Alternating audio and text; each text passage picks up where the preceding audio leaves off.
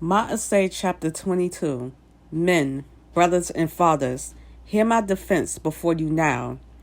And when they heard that he spoke to them in the Hebrew language, they kept greater silence, and he said, I am indeed a Yehudi, who been born in Tarsus of Cilicia, but brought up in the city at the feet of Gamliel, having been instructed according to the exactness of the Torah of our fathers, being ardent for Elohim as you all are today, who persecuted his way to the death, binding and delivering up into prisons both men and women, as also the high priest bears me witness, and all the eldership, from whom I also received letters to the brothers, and went to Damascus to bring in chains even those who were there to Yerushalayim to be punished.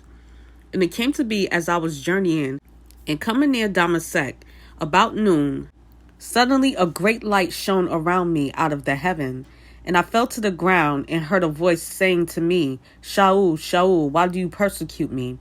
And I answered, Who are you, Master? And he said to me, I am Yahusha of Nazareth, whom you persecute. And those who were with me indeed saw the light and were afraid, but they did not hear his voice speaking to me. And I said, What shall I do, Master?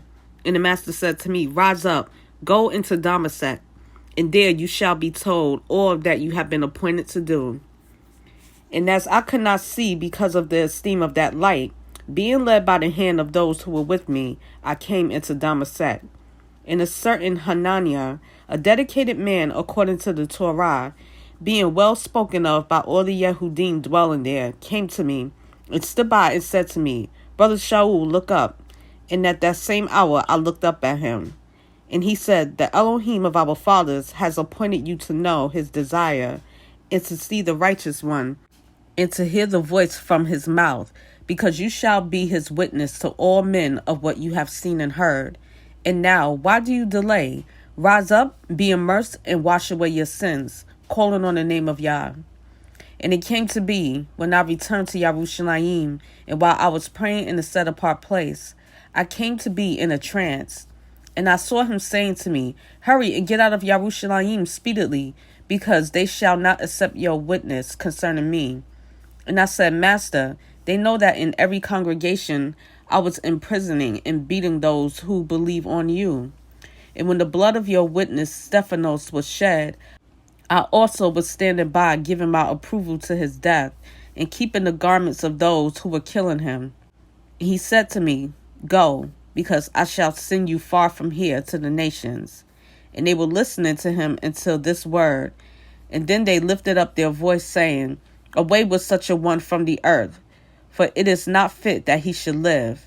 As they were shouting and tearing their garments and throwing dust into the air, the commander ordered him to be brought into the barracks, and said that he should be examined by flogging in order to find out why they were shouting so against him. And as they were stretching him out with straps, Shaul said to the captain who was standing by, Is it permitted for you to whip a man who is a Roman and uncondemned? And when the captain heard, he went and reported to the commander, saying, Watch what you are about to do, for this man is a Roman. And having come, the commander said to him, Say to me, Are you a Roman? And he said, Yes. And the commander answered, With a large sum I obtained this citizenship. And Shaul said, But I was even born so.